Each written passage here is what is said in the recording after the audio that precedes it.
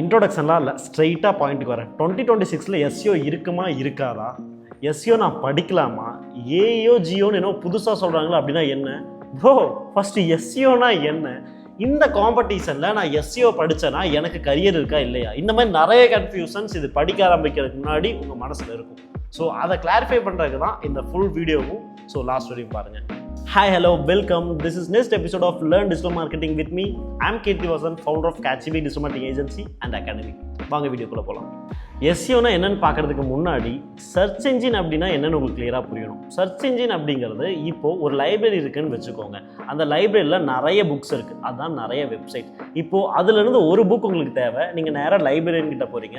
That is the search bar. அவர்கிட்ட சொல்கிறீங்க எனக்கு த கேம் ஆஃப் த்ரோன்ஸோட புக் வேணும்னு சொல்லிட்டு. அப்போ அவர் என்ன பண்ணுவார் யோசிங்க, நேராக போய் தேடுவார், எங்கே கேம் ஆஃப் த்ரோன்ஸ் புக் இருக்கோ அதை அங்கேருந்து எடுத்துகிட்டு வருவார். இதுக்கு அவர் ஃபுல்லாக 1000 புக்ஸையும் வந்து போய் தேட மாட்டார். ஒரு இடத்துக்கு ரேக் வச்சிருப்பார். This is fantasy, this is thriller, this is story அப்படின்னு சொல்லிட்டு. இதே மாதிரி சர்ச் இன்ஜின் அப்படிங்கிறத நீங்கள் டெக்னிக்கலாக யோசிச்சிங்கன்னா கிராலிங், இண்டெக்ஸிங் அப்படின்னு 2 விஷயம் இருக்குது. ஸோ இது ஸ்பைடர்ஸ் அண்ட் பாட்ஸ் அப்படின்னு சொல்லுவாங்க. நீங்கள் தேடுற ஒரு வெப்சைட்டோ இல்லை நீங்கள் தேவையான விஷயங்களை தேடும்போது இது ஃபுல்லாக இன்டர்நெட்குள்ளே ரிசர்ச் பண்ணி ஆல்ரெடி அதை சர்டைன் கேட்டகரிஸாக வச்சுருக்கும். அதுலேருந்து உங்களுக்கு இன்ஃபர்மேஷனை கொண்டு வந்து முன்னாடி காட்டும். ப்ரோ, இப்போ எனக்கு ஒரு டவுட்டு, நான் வந்து கேம் ஆஃப் த்ரோன்ஸ்ன்னு சொல்லி கேட்டால் அவர்கிட்ட இருக்க புக் மட்டும் கொண்டு வருவார். பட் இன்டர்நெட்டில் நிறைய சர்ச் ரிசல்ட்ஸ் வருமே, ஸோ அது எப்படி ப்ரோன்னு? இது தாங்க சர்ச் இன்ஜின் ஆப்டிமைசேஷன். இப்போது நீங்கள் கேம் ஆஃப் த்ரோன்ஸோட புக்கை விற்கிறீங்கன்னு வச்சுக்கோங்க. உங்களோட புக் ஃபஸ்ட்டில் இருந்தால் தான் அவர் போய் தேடணுன்னா கிடைக்கும். ஆர் இன்டர்நெட்குள்ளேயும் உங்கள் புக் மேலே வந்தால் தான் சேல் ஆகும். புரிஞ்சுங்களா? இதுக்கு தான் website, relevance, backlinks, on page, off page அப்படின்னு நிறைய விஷயங்கள் பண்ணி நம்ம புக்கை, அதாவது நம்ம வெப்சைட்டை நம்ம ஃபஸ்ட்டு ரேங்க் பண்ணுறோம். ஸோ உங்களுக்கு சர்ச் இன்ஜின்னா என்னன்னு கிளியராகவும் சிம்பிளாகவும் புரிஞ்சிருக்கும். ஸோ டெக்னிக்கலாக புரிங்கிறத விட நீங்கள் ப்ராக்டிக்கலாகவும் புரிஞ்சாதான் ஒரு ஸ்கில்லை நீங்கள் கற்றுக்க முடியும். இது எப்படி இண்டெக்ஸ் ஆகுது, இது எப்படி ரேங்க் ஆகுதுங்கிறதும் நீங்கள் இதை வச்சு கனெக்ட் பண்ணியே புரிஞ்சுக்கலாம். எந்த டவுட்ஸ் இருந்தாலும் கவலையே படாதீங்க, வீடியோ ஃபுல்லாக பாருங்கள், கமெண்ட் செக்ஷன் லீவ் பண்ணுங்கள், நெக்ஸ்ட் வீடியோவில் நான் சால்வ் பண்ணுறேன். ஸோ க்ராலிங் அண்ட் இண்டெக்ஸிங்கிறத நான் உங்களுக்கு ப்ராக்டிக்கலாக சொல்லிட்டேன். இனி அடுத்த ஒரு முக்கியமான பார்ட் தான் ரேங்கிங். அதாவது அந்த வெப்சைட்ஸ் ஆர் புக்ஸ் அது ஃபஸ்ட் ரேங்கில் வர்றதுக்கு என்ன அப்படிங்கிறது தான் ப்ராசஸ். இந்த ப்ராசஸ்க்கு தான் நம்ம சர்ச் இன்ஜின் ஆப்டிமைசேஷன் அப்படிங்கிறது பண்ணணும். ஸோ ப்ரோ, ரேங்கிங் அப்படின்னு சொல்லிட்டீங்க, என்னோட பிஸ்னஸ் ஃபஸ்ட்டில் வரணும் அப்படிங்கிறதுக்கும் நான் பிளான் பண்ணிட்டேன். சர்ச் இன்ஜின் ஆப்டிமைசேஷனில் நான் என்னென்ன பண்ணணும் வாங்க பார்க்கலாம். பேசிக்காக உங்கள் வெப்சைட் ரேங்க் ஆக நீங்கள் on page SEO, off page SEO, technical SEO பண்ணணும். ஆன் பேஜ் எஸ்இஓனா உங்கள் வெப்சைட்குள்ள meta, title, description, content quality, keyword stuffing and அந்த வெப்சைட் அந்த எக்ஸ்ப்ளோரருக்கு லைக் எந்த சர்ச் இன்ஜினில் நீங்கள் ரேங்க் பண்ணணும்னு நினைக்கிறீங்களோ அதுக்கேற்ற மாதிரி ஆப்டிமைஸ்டாக இருக்கணும். இதுதான் on page SEO. Off page SEO அப்படிங்கிறது வெப்சைட்டுக்கு வெளியே பண்ணுறது. ப்ரோ, வெப்சைட்டுக்கு வெளியே என்ன ப்ரோ ஆப்டிமைசேஷன் கேட்குறீங்களா? அதாவது இப்போ உங்கள் வெப்சைட்டுக்கு நிறைய டிராஃபிக் வரணும், அதாவது உங்கள் கடைக்கு நிறைய பேர் வந்தால் தான் அந்த கடை ரேங்க் ஆகும் அப்படின்னு வச்சுக்கோங்க. ஸோ அந்த ஆஃப் பேஜ் எஸ்இஓ மூலமா நீங்கள் social media, external links, back links, authority building, இது மட்டும் இல்லாமல் கெஸ்ட் போஸ்டிங் அப்படின்னு நிறைய விஷயங்கள் பண்ணுற மாதிரி இருக்கும். நான் சொன்னது எல்லாமே சிம்பிள் டேர்ம்ஸ்லாம் சொல்லியிருக்கேன். இன்னும் டெக்னிக்கலாக நீங்கள் இந்த on page and half page SEO பண்ணுற மாதிரி இருக்கும். ப்ரோ, லாஸ்ட்டாக டெக்னிக்கல்னு சொன்னோன்னே டெக்னிக்கல் எஸ்இஓன்னு சொன்னீங்களே அப்படின்னா என்ன? லைக் நான் ஆல்ரெடி சொன்ன மாதிரி ஒரு சர்ச் இன்ஜினுக்கும் அதுக்கான ப்ராப்பர்ட்டிஸ் இருக்குது. இப்போ நீங்கள் சாட்ஜிபியில் ரேங்க் பண்ணோன்னா ஒரு மாதிரி பண்ணணும், கூகுளில் ஒரு மாதிரி இருக்கும், இதே மல்டிபிள் எக்ஸ்ப்ளோரர்ஸ் அதுக்கேற்ற மாதிரி இருக்கும்.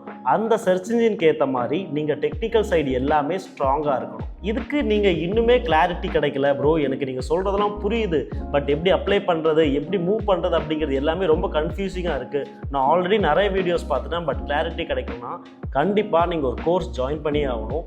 வாட்ஸ்அப் நம்பர் கொடுத்துருக்கேன், செக் பண்ணுங்கள். இப்போ எஸ்இஓ டைப்ஸை பற்றி உங்களுக்கு சின்னதாக ஒரு ஐடியா கிடச்சிருக்கும்.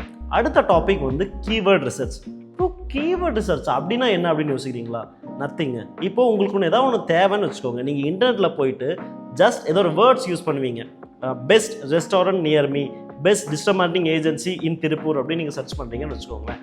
அதில் என்ன ரிசல்ட்ஸ் வருது அப்படிங்கிறது பொறுத்து தான் உங்களோட சாய்ஸே இருக்கும். ஃபஸ்ட்டு வர அந்த 3 மெம்பர்ஸ், அதாவது 3 வெப்சைட்ஸ் அண்ட் 3 கூகுள் மேப் லொக்கேஷன்ஸை தான் நீங்கள் சூஸ் பண்ணுவீங்க. இப்போ நீங்கள் போடுறீங்களா word, that is keyword research. So இந்த கீவேர்ட் ரிசர்ச் எப்படி பண்ணுறதுனா இதுக்கு நிறைய டூல்ஸ் இருக்குது. இது மட்டும் இல்லாமல் உங்கள் வெப்சைட்டை மக்கள் எப்படி சர்ச் பண்ணுவாங்க அப்படிங்கிற ஒரு நாலேஜும் உங்களுக்கு வேணும். இந்த டூல்ஸை பற்றி தெரிஞ்சுக்கணுன்னாலும் எங்களை காண்டாக்ட் பண்ணுங்கள், நாங்களும் உங்களுக்கு அந்த டீட்டெயில்ஸ் ஷேர் பண்ணுறோம். ஸோ இப்போ கீவேர்டோட டைப்ஸ் பார்ப்போம். ஐஃபோன், டிஜிட்டல் மார்க்கெட்டிங், ஷூஸ், இது எல்லாமே ஷார்ட் டெயில் கீவேர்ட்ஸ். ஒன்று இல்லை 2 வேர்ட்ஸ்குள்ளே வந்துடும். இதோட வால்யூம் ரொம்ப அதிகமாக இருந்தாலும் காம்படிஷனும் அதுக்கேற்ற மாதிரி ரொம்ப அதிகமாக இருக்கும். ரெண்டாவது மிட் டெயில் கீவேர்ட். இதில் 2 இல்லைனா 3 வார்த்தைகள் இருக்கும். Best iPhone features, best iPhone camera, best digital marketing course, இந்த மாதிரி 2 இல்லைனா 3 வார்த்தைகளுக்கு மேலே இருக்கும். இதெல்லாமே மிட் டெயில் கீவேர்ட். இதோட சர்ச் வால்யூமும் ஒரு மீடியமாக இருக்கும். அதே அளவுக்கு காம்படிஷனும் கொஞ்சம் கம்மியாக தான் இருக்கும்.